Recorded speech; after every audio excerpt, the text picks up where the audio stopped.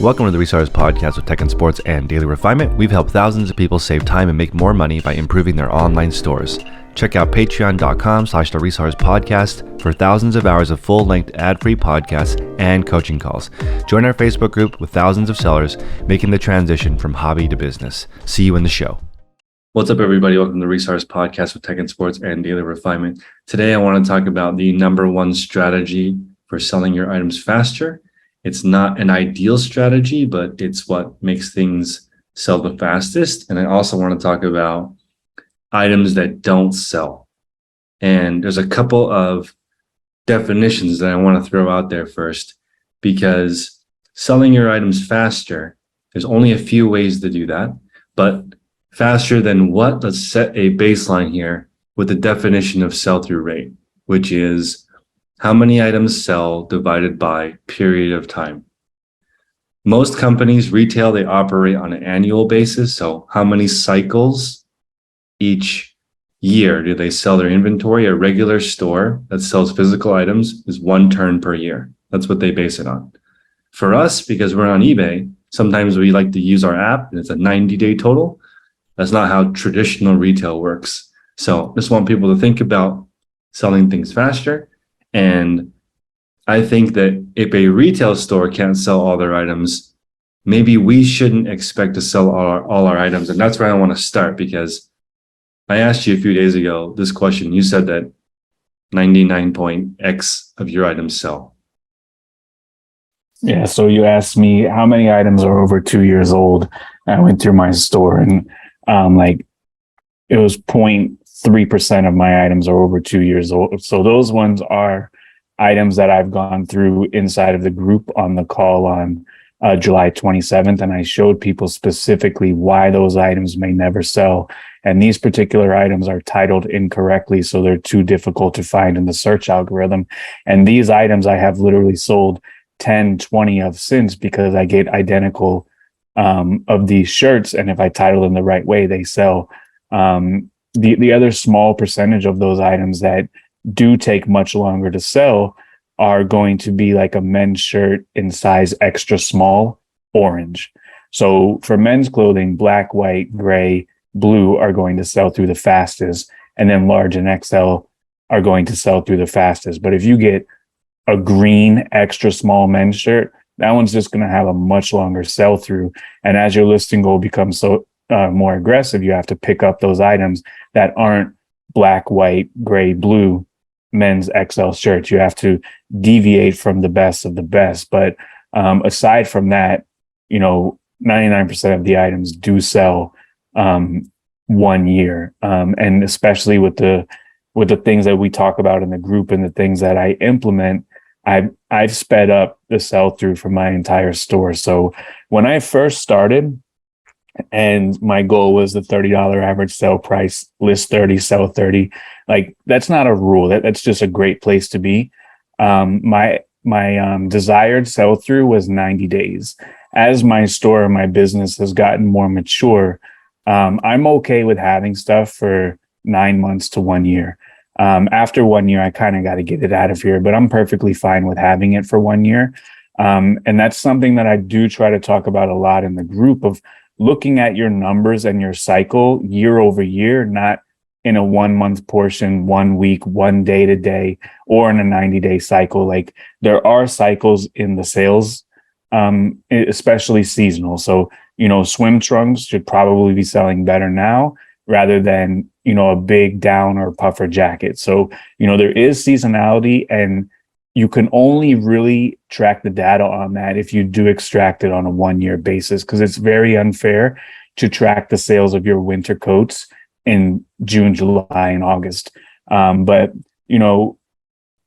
as my business has matured and as eBay has come out with more tools, everything in the promotions, coupon, buyer groups, newsletters, they've allowed us to communicate and market to the buyers. By utilizing those tools, I've been able to speed up my sell-through rate tremendously within the last 6 months to 8 months. And I think that everybody else can also utilize those tools, and they then too can increase the sell-through. So I guess like the very first thing, in your opinion, the number one most important thing for sell through would be what? Find items that are desirable in the first place, right?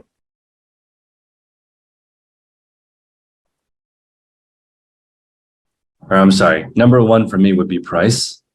But I think you're right. It has to be something that they're looking for, because you wouldn't search for orange extra small men's shirt.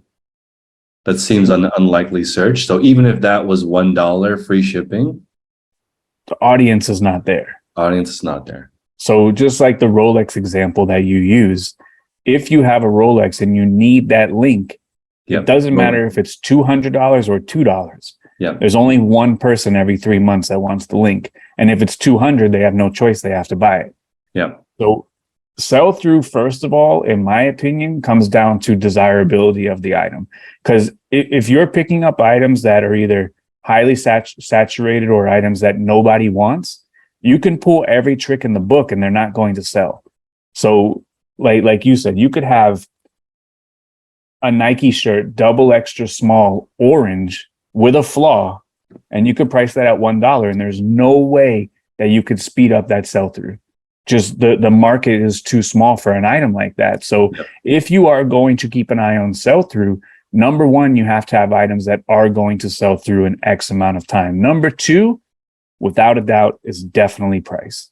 This is a good example, because let's use the double extra small orange t-shirt. It may not be price sensitive. At $1 free shipping, it might be the same as $10 free shipping. Because somebody looking for the item, you have probably the only one. It's also hard to find. Well, the problem is I don't have the only one. There's 1,500 on eBay, but there's one person that wants a double extra small Nike this month. Yeah, that's right. That's the problem, is the customer base is too small. So, you know, like for a Miami Marlins shirt, like they might sell 16 on all of eBay today, but there's 1,000 listed. And tomorrow they're going to sell 16 and people are going to list 22. The day after that, they're going to sell 12 and people are going to list 24. It's always going to be net gain in items sold on eBay, but the customer base is not there because for whatever reason, the team is not doing good. They don't have a lot of strong fan support. So every single day, more items are getting listed to an already saturated category that doesn't have enough customers or demand to ever buy up the entire category. So like CC Filson, the demand outweighs what people have to offer for sale. But not a lot of brands have that. That's very unique. That's like a unicorn within what we do. Most times it's items that are not selling through very quickly, and it's up to us to do the rest. So number one is price. You have to be able to price your item at market or below. And there was a key word inside of that sentence. You have to be able to price your item at market or below. I don't care if you overpaid for the item. The buyer doesn't care that you overpaid for the item. If you overpaid for the item and now you think, I don't have enough margin to price my item at market or below, that item may never sell. So if you pay too much, you don't have the ability to price the item correctly. So for, you know, let's say a polo shirt with a small pony, for example, let's say those are going to sell for $20. If you bought yours for 13, and because you bought it for 13 and you sprinkle your magic sauce on it, and now you feel it's worth 28, the customer doesn't care you bought it for 13. The customer doesn't care about your magic sprinkles either. It's no special than any other one. But a lot of people feel like this came from me, so it's worth more money. Or I paid a lot for it, so I need to sell it for more money. That doesn't matter. The market is the market. You need to be able to secure a product with enough margin on it where you don't have to wait until eternity for a buyer to purchase your overpriced product, because every single day people are going to list more of the same item at market price. And you're always going to be that outlier on the chart that someone has to stumble into and purchase. So you have to be able to price your item at market or below. If you have the ability to secure product even cheaper and you're able to price your item at market or below, now it opens up other opportunities for you to increase the sell-through by doing best offer, by sending best offers, by running a coupon, by being more aggressive with your promotions. But if your back is against the wall, you don't have any room to do anything. But if you have options, there's different things that you could do to increase the sell-through or the appearance of desirability of your item or make it more enticing to a buyer. Yeah, all of those are correct. There's a lot of lessons in there. In the morning call, somebody told me, how do you make a profit when you buy something for $6.99? That's the wrong question. What you paid for it only matters in comparison to the market value. So if you're paying $6.99 for a $100 bill, that's worth it. There's a value difference. You wouldn't pay $6.99 for a $5 bill, though. Or if you were buying an $8 bill, there's not enough room, there's not enough margin. You have to price it at $8 free shipping or $7.99, and there's no room there. That's why the same person that asked the question paused when I said, would you buy an item that sells for $2 for $1? Because you have to think about all the different factors and the cost of executing that sale. Because I think people who spend 30 on something that might sell for 300, they need to understand selling a $300 item requires a different type of approach. Everything requires a different type of approach. So you got to think about the cost of execution and is that margin worth it? And electronics is definitely the most dramatic, because you can find a DVD CD recorder that sold on eBay for $200 for $10 at a garage sale, but there's a high likelihood it doesn't work and you don't know how to test it. So buying something for $6.99 and selling it for $5 free shipping. There are still a lot of people who do that and they think that's a good buy because they don't understand all the fees involved. And we've spent a lot of time this week specifically going through the numbers on the morning call to show people how much they need to sell an item for to actually net $10. But a lot of people really and truly think that they're making money selling items at certain prices. But after you extract all of the fees and all of the costs, you're not making money. You're doing the model of $6.99 into $5. But a lot of people don't understand that. So the example I gave in the morning call, and this is going to sound very dramatic, but if you buy 2 items for $4 and you sell it for $20 with $8 shipping, including shipping, I'm sorry, $20 including shipping, you pay $8 for shipping. You bought it for $4, but you bought 2 items. One doesn't sell. So you just essentially doubled your cost of goods to $8 because one doesn't sell and it's still in your store, charging you insertion fees every single month. So you got $20, you only spent $8, but you only profited $1. And you have a ticking time bomb that's charging you every single month in your store. And that's why I wanted to talk about this, because we haven't talked about this in the podcast. How to liquidate items in your store that don't sell. When I put that table that I couldn't sell on the corner and said, this is $10 today or it's free. If you bring me $10 before 2 o'clock, you can have it for $10. Otherwise, it's free. You're getting all that space back, all that mental real estate back. And it might be in a lot of people's best interest to redonate or discard items in your store. And I want to point out one more thing. If we count your death pile in your sell-through rate, which is kind of reasonable, that's kind of reasonable. Dude, that makes perfect sense to me. You bought the stuff. We need to calculate it on sell-through. So if that counts, right, the stuff that you bought and haven't listed towards your sell-through rate, and the items listed that will never sell, those definitely count towards your sell-through rate. You start thinking a bit differently because you want to decrease the inventory level and sell things faster at the same time. That will produce really dramatic results in your store. If you count your death pile, you can have a negative sell-through. That's right. People can have negative sell-throughs if they count their death piles, and they absolutely should. Yeah. They absolutely should count their death piles when calculating sell-through, because if you were irresponsible enough to purchase 1,000 extra items this week when you only needed 100, but you purchased 1,100, you should calculate that on your sell-through.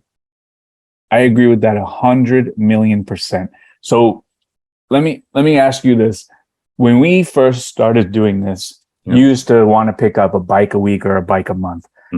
You had some furniture stuff that you were doing. Sometimes you have to take that L and you have to do the walk of shame and put out that table for free to learn that lesson. And after you had to literally give away a table that sat it in your warehouse for months, maybe it teaches you the lesson of not picking up tables. And then after that, you can figure out what direction you want to go in with your business. And once you figured that out, you went into a different direction. So this is something interesting. The table that I donated or just put on the street was an $1,100 table from the brand Baker.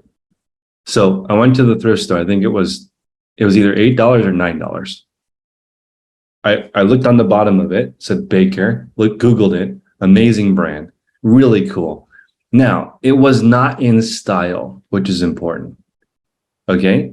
But the differential was huge, right? So it wasn't in style is mid-century modern. This was super ornate, really gaudy. Like no, it's not popular at all right now. So this is a good example because you have to weigh the risk of how long you think it's going to take to sell. I bet if I still had that table in my store, it would not have sold by now. Even for $80, it's so out of style that even though it has an $1,100 MSRP, it would just look so stupid in anybody's furniture right now. It's just totally off. The differential was totally poisonous when I saw it. So you got trapped. Yeah.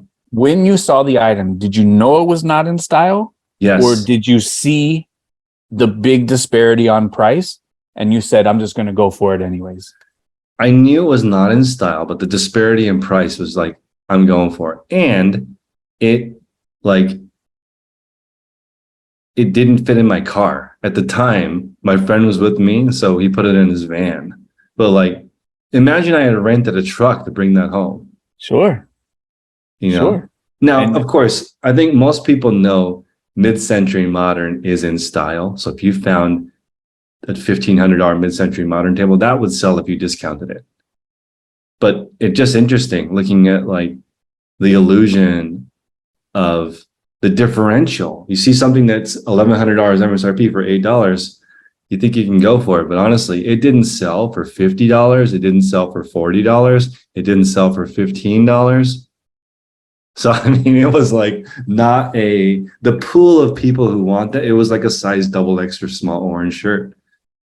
There's no customers that want that kind of table. So how many people see a good deal and disregard if the item is ever going to sell and still buy it? A lot. And I think that earlier we were talking about respect, because I've been trying to be early, and you're saying that being early is respectful to the person that you're meeting with. Yeah. Think about it on there. So here's the thing. How come we're not respecting the market? Market says mid-century furniture is hot. Why are you buying other kinds of furniture? Right. It's a very clear trend on what is popular and what is not. So the reason you bought that item was the allure that it could sell for a lot of money, and the chance of it. This is the perfect example. 0 solds. Right. Yeah. Just because it's a good deal doesn't mean you have to buy it. Yeah. That's right. You could get a good deal on a bunch of garbage. It doesn't mean you have to buy it. It could even be expensive garbage. Sure. Yeah, it doesn't. So looking at the sell-through rate of all the items. So we want things to sell faster, and we have to reduce inventory levels. So if you have 100 items that are unlisted and 100 items in your store, and you liquidate 50 of those items that you can't list, you're improving your sell-through rate. That's how I look at it. If we're going to count it that way, I think that's a good thing. then now you can have that capital to go buy something else that's going to sell faster instead of that just sitting there. You have to do both. You have to get, and that's why Nordstrom does a 1 penny sale. They're not purposely losing money. They're clearing that space for full retail items. Absolutely. And, they have a showroom floor to consider when they're purchasing items or when they're staging items or when they're putting items out. So they can't have items on the floor that are not producing income, because every square foot of that showroom costs money. Yep. And every square foot of that showroom has to produce X amount of money. It's no different for us. Every single square foot of our storage setup, whether it's in your bedroom, in the corner, your stack of totes, garage, storage unit, warehouse, every single square foot of your storage situation does become a liability, and you have to make sure that you're utilizing that space to the best of your ability. So if you have 100 square feet as your storage setup and you have 100 items and you sell 100 items per year, it's basic math. So that's $1 per item it took you to hold on to that item. But if you have 100 square feet and you sell 200 items out of that same square footage, now it costs you 50 cents. And that's what can bring your cost down. And if you can increase your sell-through and be more efficient on your process and process more items in the same amount of time, you become much more profitable, rather than taking a long time on your on your sell-through and then taking a long time on your process. If you can bring the number down, if you can speed up your processes and get more items listed, more items photographed in the same amount of time, and then sell more items in the same amount of time, you will be insanely more profitable without any upgrades in the same space that you're working in today. So I just made a video to illustrate this for everybody. And let's just say you have 120 items in stock, and you have a 1-year sell-through rate. That means you sell 10 per month for a year, 100% sell-through rate all year.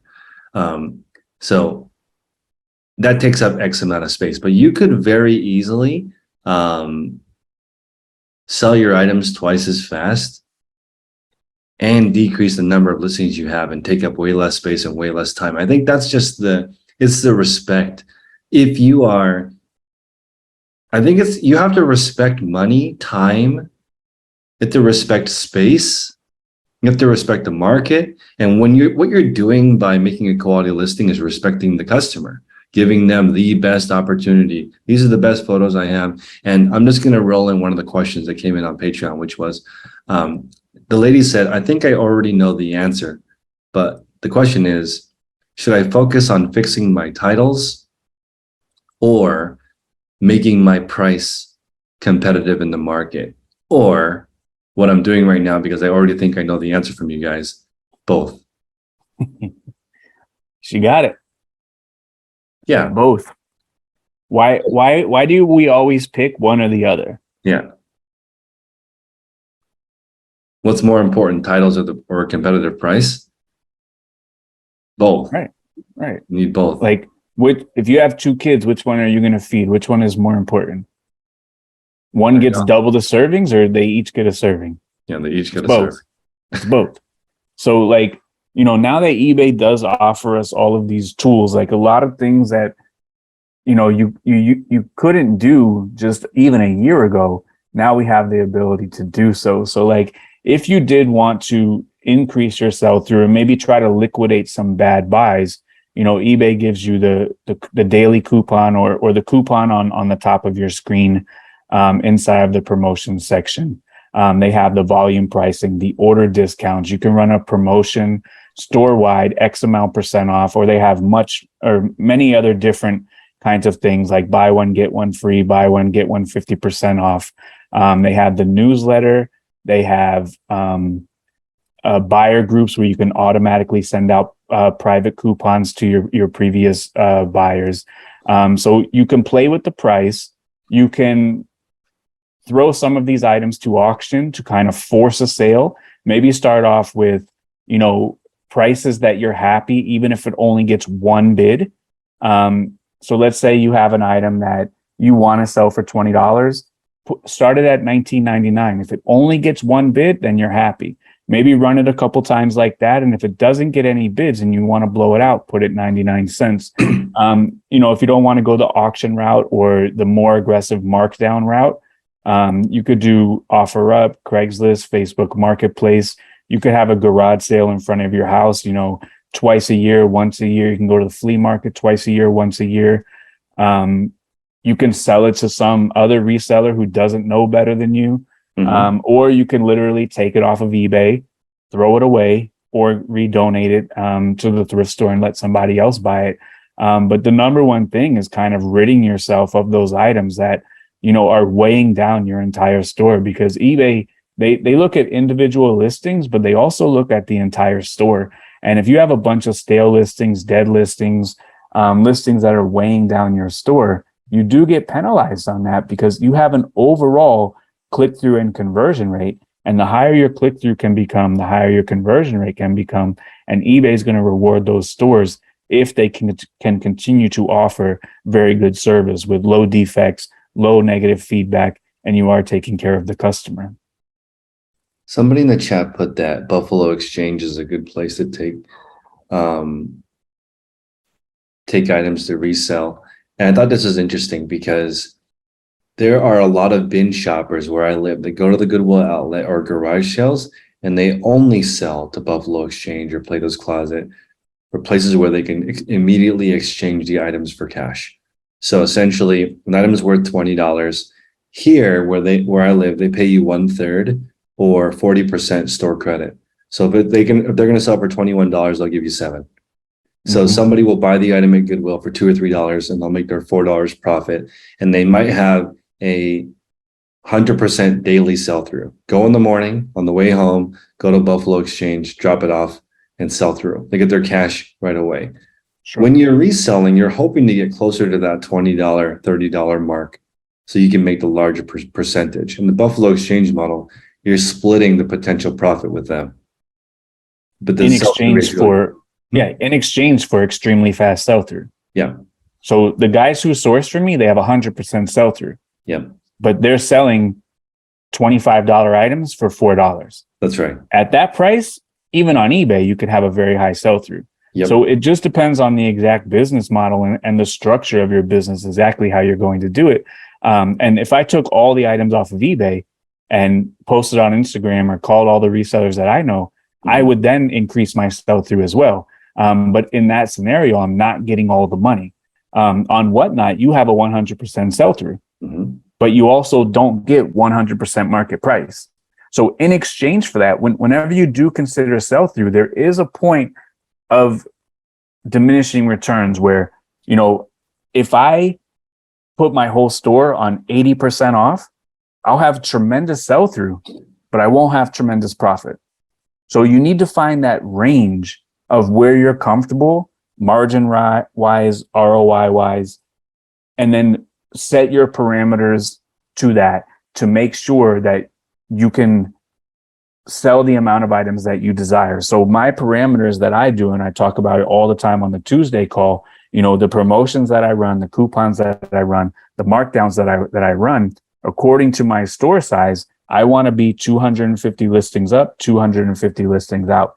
If I took away all the promotions, all the markdowns, all the coupons, I would be 250 up, but I might only be 150 out. So I'm going to be net 100 every single day. Now, if I doubled my coupon, double my promotion, I might be 250 up, 500 out. So that's great. And for the conversation's sake of sell-through, I can post on Instagram, sold 500 items today on eBay. But if I double my promotions, I may not be profitable. So you have to figure out how fast you can sell through at the desired profitability that you wish to be. So Adam said that he sends out coupons to previous customers, but very few use them. To me, that's the wrong mind state. If one person uses it, then that's mission accomplished. But this is the thing. When you send out coupons to buyer groups, when you send out newsletters, let's say you send out a 10% coupon to Chris. Chris receives my newsletter. Chris comes to my store. What if he sends me an offer for 15% off of another item? It doesn't get registered on the data for the coupon because Chris didn't use my coupon. Mm-hmm. I sent him 10% off. He found something he wanted 15% off. He bought it. Why did he come to the store? Because I sent him the newsletter, because he's in the buyer group. But Chris, as a buyer, didn't get measured on the data because technically speaking, he didn't use the coupon. So how many people receive our communication and then send you a coupon, maybe 12% off of your asking price, but don't use your 10% coupon? There is no way to measure that. Also, you run a coupon today, you run a coupon tomorrow, maybe you do another one the next day, a newsletter, and then you go, this is not working, it's no good.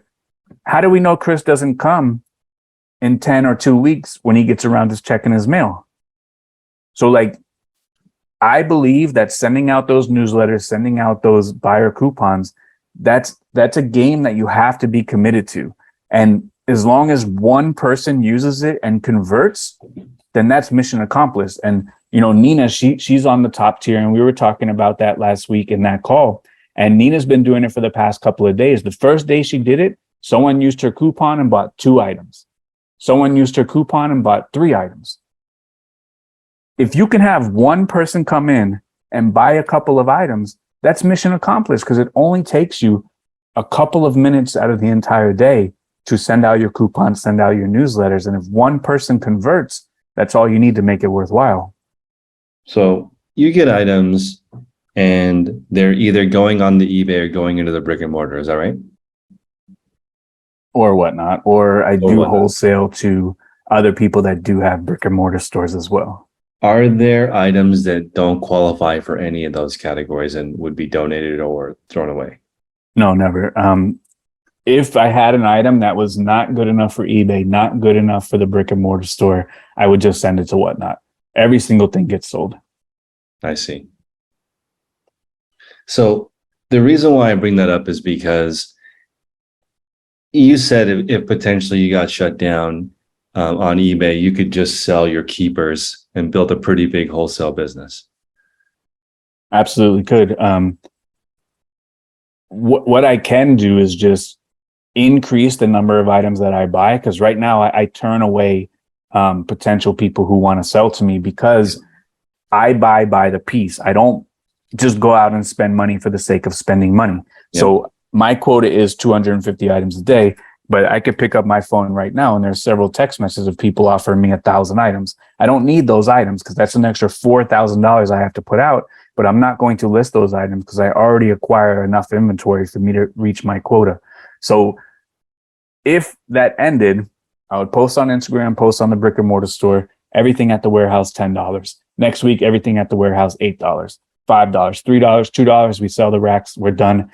And then I would take one warehouse and increase my buying and maybe get 10,000, 15,000 pieces per week, where I only have to make $2 or $3. And then I make, $30,000 a week, just taking it from one hand and giving it to somebody else. Thank you for listening to the Resellers podcast with Tech and Sports and Daily Refinement. If you'd like to listen to the full episode, please check us out at patreon.com/the Resellers podcast for all information, all our full-length episodes, over thousands of hours of coaching, and our Facebook mentorship group, which is $35 per month, just about $1 a day to help you get to the next level. We appreciate you guys. See you next time.